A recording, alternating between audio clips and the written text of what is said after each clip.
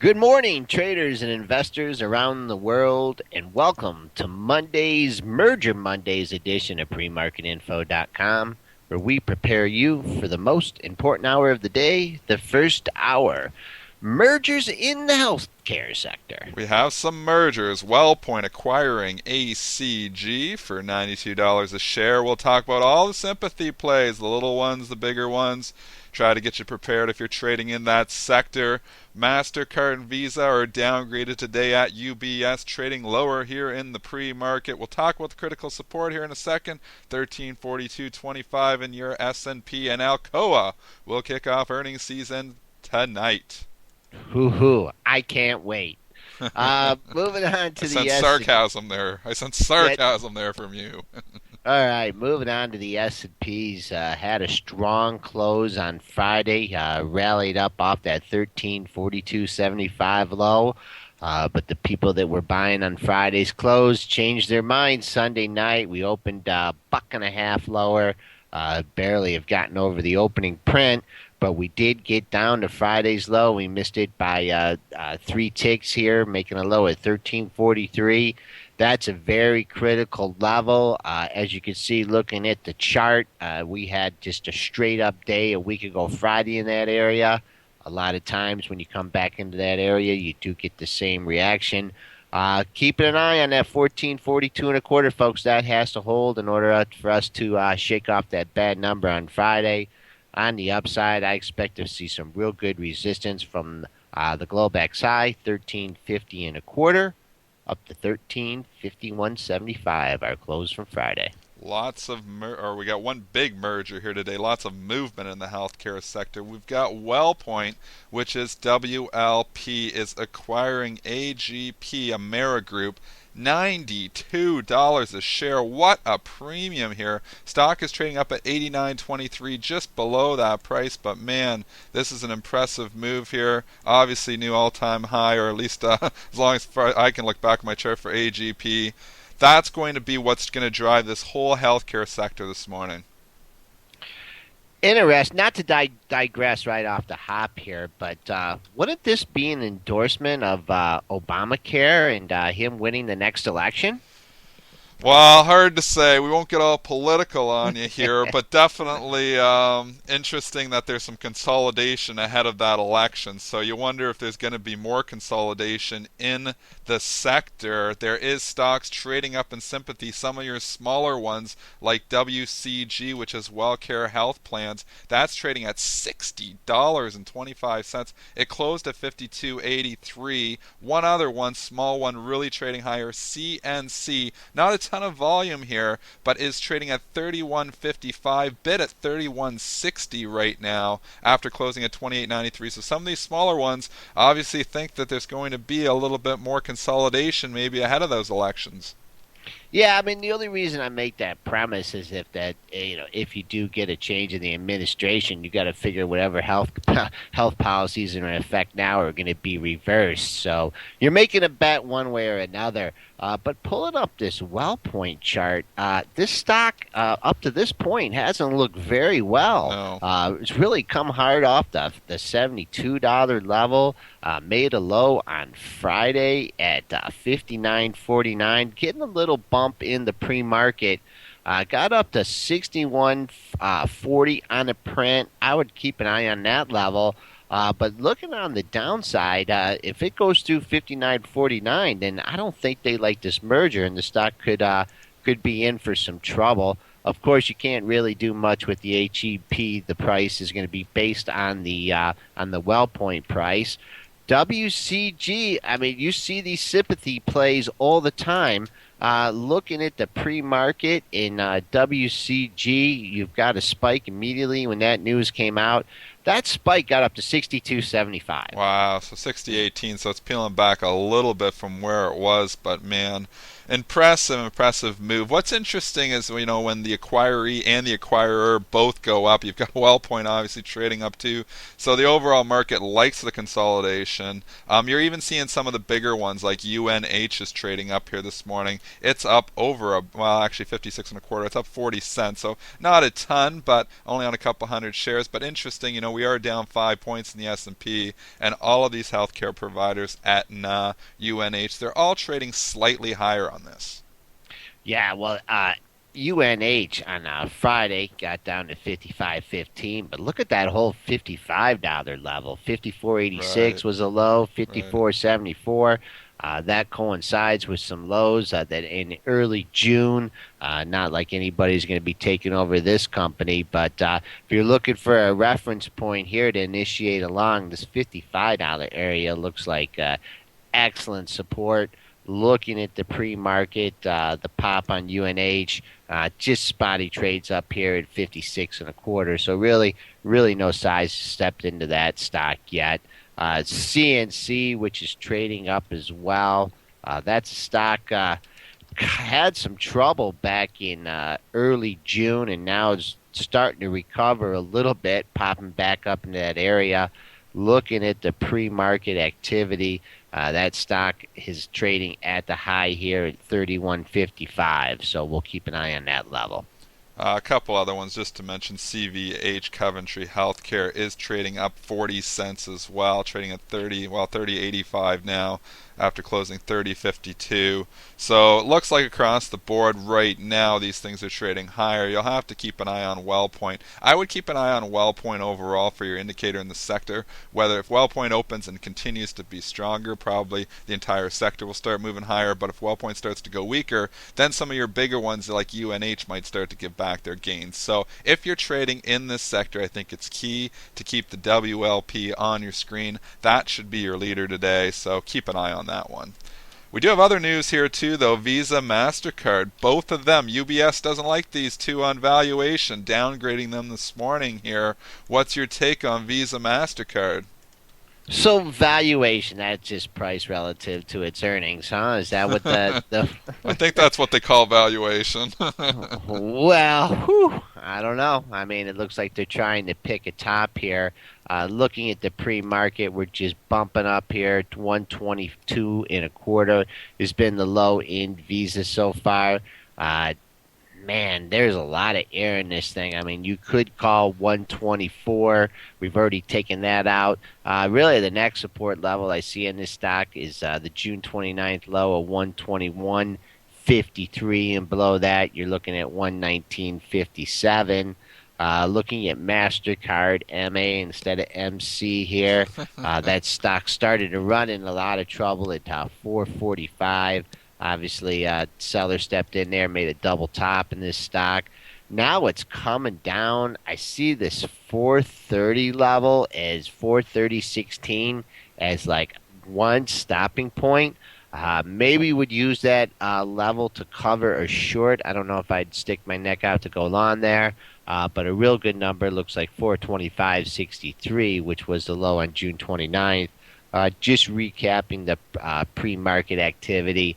Only 1,600 shares have traded, and the low has been 432.61. Yeah, you've got going back to this Visa here just for a second. You could argue this whole triple bottom area, 1931 was the low, 119.31 that is the Yep. low on June 21. Right after that, the day after June 22nd, 119.33, and then that low that you just point out, 119.57. If this thing, I don't know if I see it going that low today, but if for whatever reason this thing really starts to go into sell-off mode, I've just drawn it there on the chart. That looks like a great support area. It'd play the whole into the whole thing too, where they try to take it through the big 120 to trigger some stops. So it wouldn't surprise me if the stock really went into sell-off mode, if it found some great support there. I just don't know if I see it getting that far down there today. Mastercard, you could say the same thing. If you really went down, yeah, it's triple bottom area and the 421. Now that is a long ways away from here. I don't think that comes into play today at all. But back on the 20th, 21st, and 22nd, you had three lows right in the same area, just to highlight. I think if I was a long-term investor in the Visa for sure, I'd be keeping an eye on that 119 level. I mean, people, don't like to sell stocks when they're going up, and then they complain when they're going down. But if you pick a reference point here as 119, you stop yourself out. You really can't complain if it goes to 115. Let's talk about Apple here. The stock is actually holding up in the pre-market here again. I mean, this stock just doesn't. It's had relative strength, for the last 7 days. Incredible relative strength. It is trading up here again in the pre-market. 60606. The overall market's down 5. Apple doesn't care. Holding up. It held the 600 on Thursday. It held the 600 on Friday. Is it going to hold the 600 level today? I really can't. I did the weekly outlook, and I'm like, this stock was up 20 points in a weak market. So that definitely is points out to your relative strength. I can't really get a feel for where this is going to stop on the upside. 614 and change was the high from last week. 614.34 coincides with the April 26th high. I think even if you do get above that level, you got to be looking at 618, which was the high after that crazy earnings move, and 620 and a quarter was a high just before the earnings announcement when it tanked down to 570. So Yeah. I think there are going to be a lot of people looking to exit in that area. Really, the only thing I can really give confidence again, and I hate to just always rely on this whole number theory, but here you do. You have a low at 601.58 on Friday, and then you have Thursday's low at 599.65. Obviously, someone is stalking that $600 level. So if a long-term player is in this, if you keep an eye on that area, right now it just doesn't seem to be big sellers to take it through that level. Yeah, I don't think it's got the momentum to go through that level here today either. And I think if the market turns around, I think this will be one of your leaders. So obviously the market starts to break down 15, 20 points, we start taking out, then all bets are off. But if the market holds up, even stays flat, I think Apple starts to rally again. Love the relative strength in this issue. You were highlighting IBM to me when we were talking earlier on this morning that the relative strength in this one has not been good. Ugly, ugly day for this stock on Friday. What happened? It had a lot of consolidation around the 192.50 area. So even though we don't have a definite high or low in that area over the last few days, that's kind of my bogey point in this stock. Okay. Rallied up, ran into problems last week at 197.20, and then the stellar step down, protected at 197 level. I don't know. Is there a big sell? Was there a big seller at 197, At or was it 200, we've seen, huge selling right? pressure in that hole. That's what you've seen back here in mid-June, where it topped out 3, 4 days with high-frequency guys sniffing out that seller at 200. We're selling in front of him and actually popped up to 199.99. So the high-frequency guys were right in front of him, even by a penny.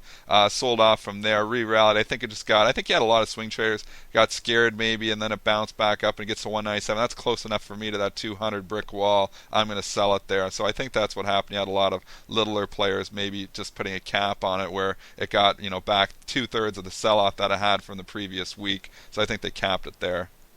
I mean, this is dangerously close to the low of the move at 187. It had a low on Friday at 189.74. You do have some minor support at 188.90. I know you have earnings coming up in this stock. It always makes a really good move off earnings, but I'm just a little puzzled by the relative weakness in this stock. Yeah, definitely not good. If you take out that number that you just talked about, that 188.90, I think you're pretty much clear sailing down to that 187 area. So even looking if it takes out Friday's low at 189.74, I probably wouldn't want to own it. Wouldn't be surprised if it did try to get down to that 187 area to fill that. There's just not much reference points in that. If it goes to rally, I think 195 is a brick wall up there now. You've had 1, 2, 3 lows that would just bottoming out just below 195. So I think if it gets up to 195, you're going to find some sellers up there. Okay, I just wanted to touch on AT&T a little bit. Kind of had it right, kind of had it wrong. Also, it did sell off a little bit on Thursday. Opened lower on Friday, dipped under 35, but for those dividend players that held on, it came back over the mark with the adjusted price with the ex dividend. Now that the dividend is not payable for the next couple months, there could be a little bit of selling pressure on this stock. Yeah, it's interesting. Kind of wacky world a little bit. It was selling off the day before the dividend, then it was rallying all afternoon, and the day after it had already given the dividend out. So maybe catching players who are playing that play, like historically, the play is to buy it ahead of the dividend, then sell it the day after the dividend. That is, it did the exact opposite, where it was selling off a little bit, in which you actually give you some props because you were saying it might do the same thing. The day before the dividend, and then the day of the dividend, we opened near the lows and just started rallying. So I don't know if this thing gets anywhere up to 36 bucks. I think you're going to find sellers all over the place. Obviously, 35.40, we're good 50 cents away from there. So I'd use that area up there as resistance. I don't think there's a heck of a lot up till that area though. Coming down, your support's pretty defined because you can look at the on Friday's low at 34.90 as a reference point. So I would say I'd play this between 35 and 36. Okay, just to finish up the show, two other stocks in the Big Ten with some interesting technical formations. Procter and Gamble winding up here, there, Dennis. Tight, Tight. You had tight to like gap tiger. up.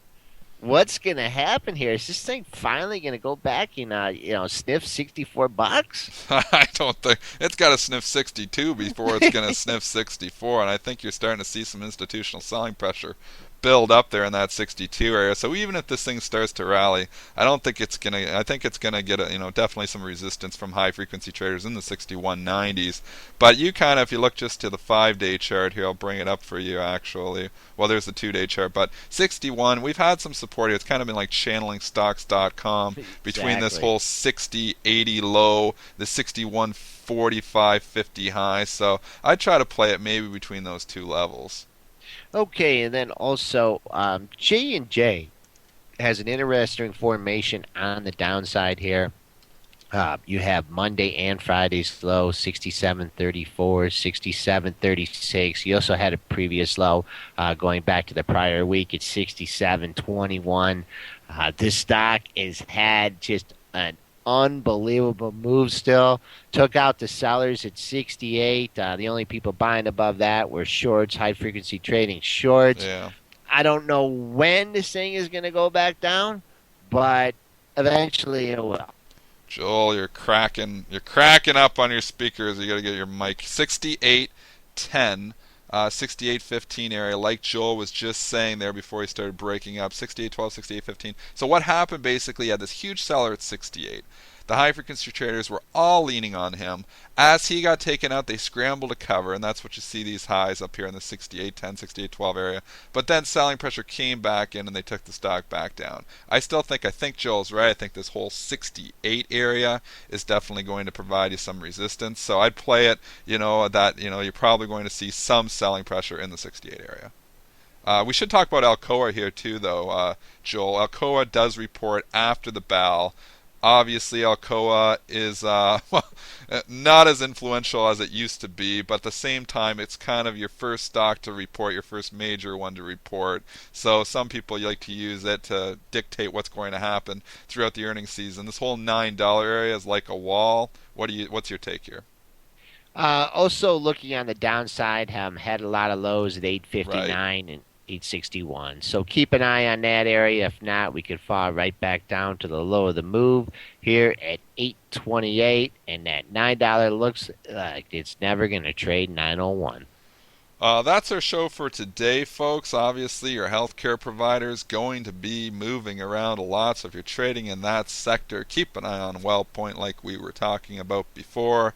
Get ready for Alcoa numbers after the bell, and we will be back to discuss it all with you tomorrow.